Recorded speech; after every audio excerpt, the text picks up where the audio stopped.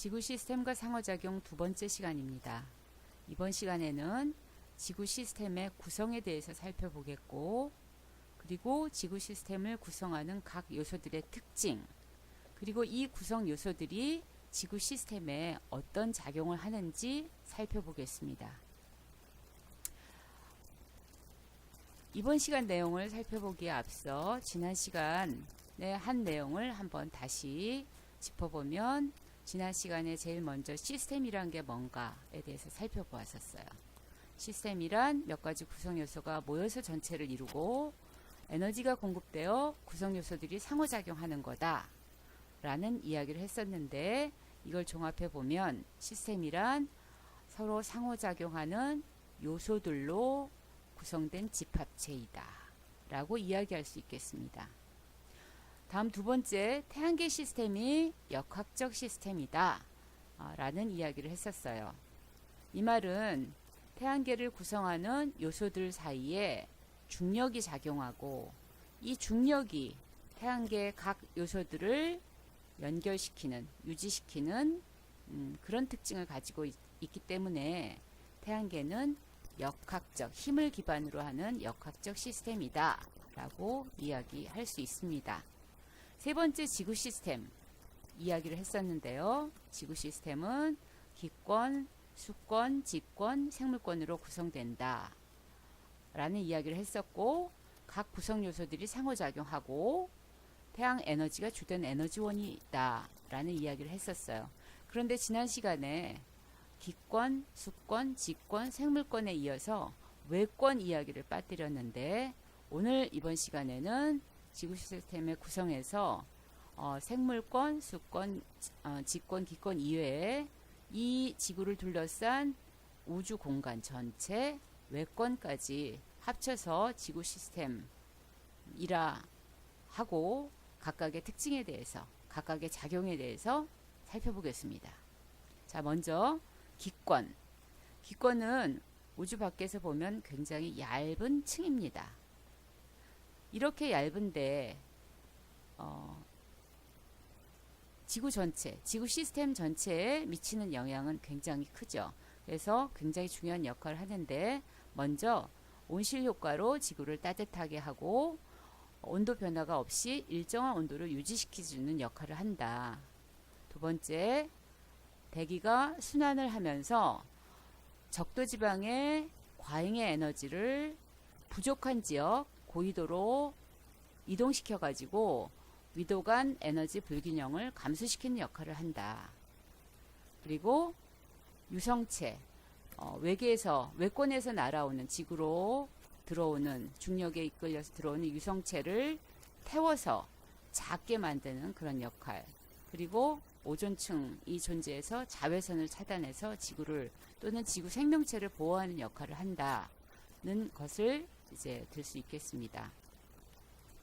기권의 구조를 살펴보면 우리가 지표면에서부터 저기 이 바깥쪽으로, 외권 나가는 바깥쪽으로 온도를 살펴보면 온도가 지표면으로 멀어지면서 감소했다가 다시 증가했다가 감소했다가 증가하는 이런 분포를 하고 있습니다.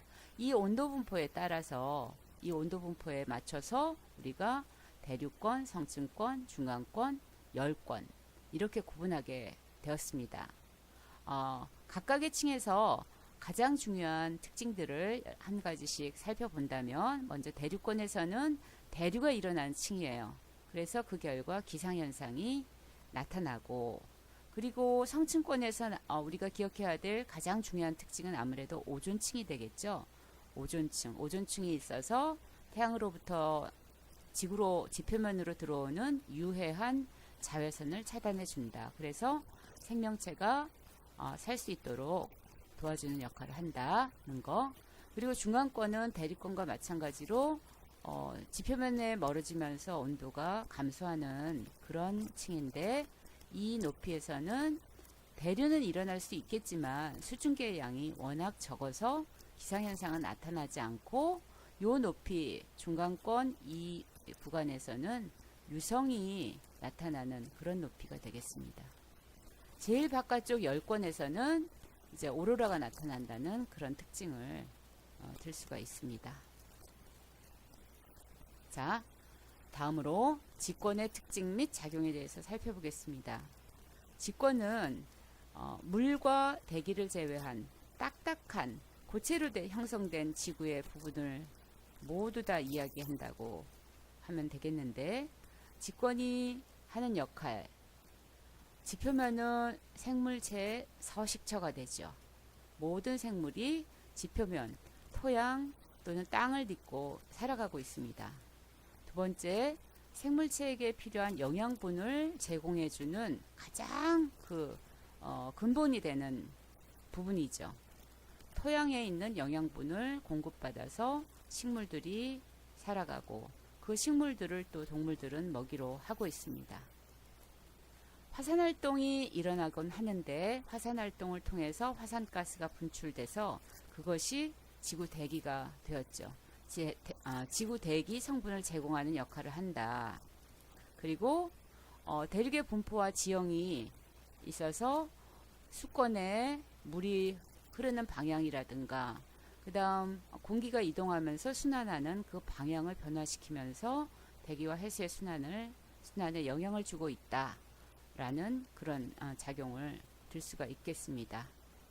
직권은 지구 내부로 들어가면서 밀도가 큰 내핵과 외핵, 철과 니켈로 되어 있기 때문에 이제 밀도가 크고 그 바깥쪽에 암석 성분으로 되어 있는 멘틀, 그리고 그 더 바깥쪽에 얇은 지각을 이제 이렇게 4개의 층으로 구분할 수가 있겠는데, 멘틀에서는 멘틀 대류가 일어나서 대륙을 이동시키는, 그래서 대륙이 모였다가 흩어졌다가 바다가 열렸다가 닫혔다가 하는 그런 변화들이 지구 역사 속에서 여러 번 일어나고 지금도 일어나고 있습니다. 제일 바깥쪽 지각은 지금 여기서는 굉장히 두껍게 표현되어 있지만 사실은 그림에서 이 왼쪽 부분의 그림에서 거의 표시도 되지 않는 얇은 껍질에 해당하는 그런 정도의 두께를 차지하고 있는데, 대륙을 구성하는 대륙지각이 있고, 그 다음 해양지각, 바닷물 아래쪽에 해저를 구성하는 해양지각으로 구분해 볼 수가 있겠습니다. 자, 다음 수권의 특징과 작용을 알아보겠습니다. 수권은 일단 제일 중요한 태양 에너지를 저장하는 역할을 한다. 지구 시스템에서. 이것은 물의 아주 독특한 성질이죠. 다른 액체보다 비열이 크다는 성질, 같은 양의 에너지를 흡수해도 온도 변화가 적다는 그 성질 때문에 태양 에너지를 저장할 수 있게 되는 것입니다. 물의 이러한 작용 이외에 또 해수의 순환을 통해서 저위도의 에너지를 고위도로 이동시키는 역할을 한다. 그리고 생물체에 없어서는 안 되는 중요한 역할이죠. 식수를 공급하고 생물체 내 물질 대사에 관여한다. 물질 대사라는 것은 우리가 생물체 내에서 음식물을 이제 공급하면 여러 가지 화학 변화가 일어나잖아요. 그런 화학 변화가 대체로 물이 있는 환경에서 이루어지는 거죠. 물속에서 일어나는 여러 가지 화학 변화, 이런 것, 물질이 관여해서 일어나는 화학 변화를 모두 물질 대사라고 합니다. 이런 물질 대사에 물은 없어서는 안 되는 물질이죠. 자, 그 다음 풍화 침식 작용을 거쳐서 지표면의 직권을 변화시키는 지형을 변화시키는 역할을 한다. 이러한 수권은 대부분 바닷물 속에 해수의 형태로 존재하는데, 이 해수를 깊이 내려가면서 이제 온도를 측정해 보면 이렇게 온도가 세 가지 부분으로 구분할 수 있는 이런 층으로 나누어지는데, 이 온도 분포에 따라서 우리가 그래서 혼합층, 수온약층, 심해층으로 구분하게 됩니다. 혼합층은 바람에 의해서 혼합이 일어나는 그런 깊이까지를 얘기하는데, 바람이 물을 섞어주면서 표면에 흡수했던 태양 에너지를 또 섞어주기 때문에 수온이 일정하게 유지될 수 있는 부분이 혼합층입니다. 그 다음 혼합층 아래쪽에는 수온이 깊이 내려가면서 급격하게 감소하는 그런 수온약층이 있고, 그리고 제일 아래 해저 아주 바닥까지 심해층이 이제 형성되어 있는데, 여기는 태양에너지 흡수가 이루어지지 않기 때문에 여름이나 겨울이나 수온 변화가 없이 일정한 그런 온도를 유지하고 있습니다. 자, 다음 생물권의 작용으로 가봅시다. 생물권은 지구에서 지형을 변화시키는 역할을 한다. 그리고 지표의 온도를 적절하게 유지한다. 지금 이 화면에 배경으로 되어 있는 숲이 배경으로 되어 있는데, 여러분 숲에 가면 다른 장소보다 서늘하게 느껴진다라는 경험, 서늘하게 느꼈던 경험이 있을 거예요.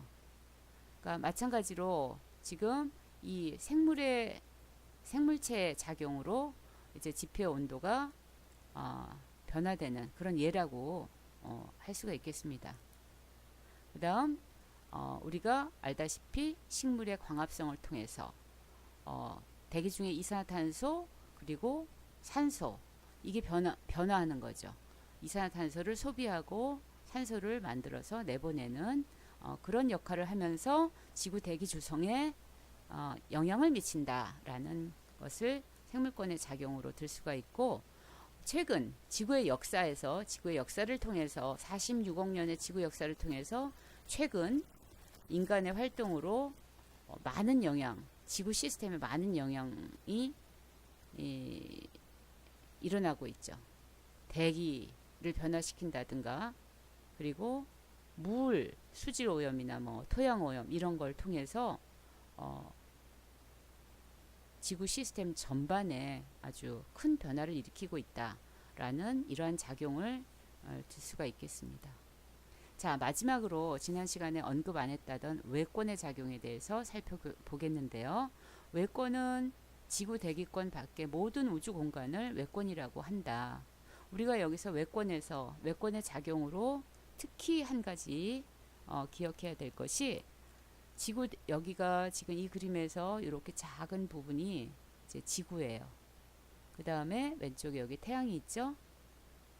태양에서는 굉장히 높은 온도로 6000도 K 정도에 해당하는 높은 온도를 유지하고 있는 이 태양에서는 끊임없이 우주 공간으로 아주 작은, 그러면서 굉장히 속도가 빠른 그런 입자들을 우주 공간으로 내보냅니다. 전기를 띠는 입자들도 있고 전기를 띠지 않은 입자들이 있어요. 근데 이 아주 매우 속도가 빠른 이 입자들이 지구로 쏟아져 들어온다면 그건 생물체에게 굉장히 치명적인 그런 손상을 입히게 될 건데, 다행히 이 지구 바깥쪽, 대기 바깥쪽, 그러니까 기권 바깥쪽이면 외권에 해당하는 거죠. 이 태양계 공간이 이제 지구 외권에 해당하는데, 이 외권에는 반알렌대라고 하는 그런 공간이 있습니다. 여기 지금 단면이기 때문에 사실은 이게 도넛 모양으로 이 반알렌대가 구성되어 있어요. 이 반알렌대가 전기를 띤 입자들이 특히 여기에 많이 몰려 있는 부분인데, 이 반알렌대에서 태양에서 날아오는 그 우주선, 그러니까 여기서 우주선이라는 것은 태양에서 날아오는 아주 매우 빠른 고에너지의 입자들을 말해요.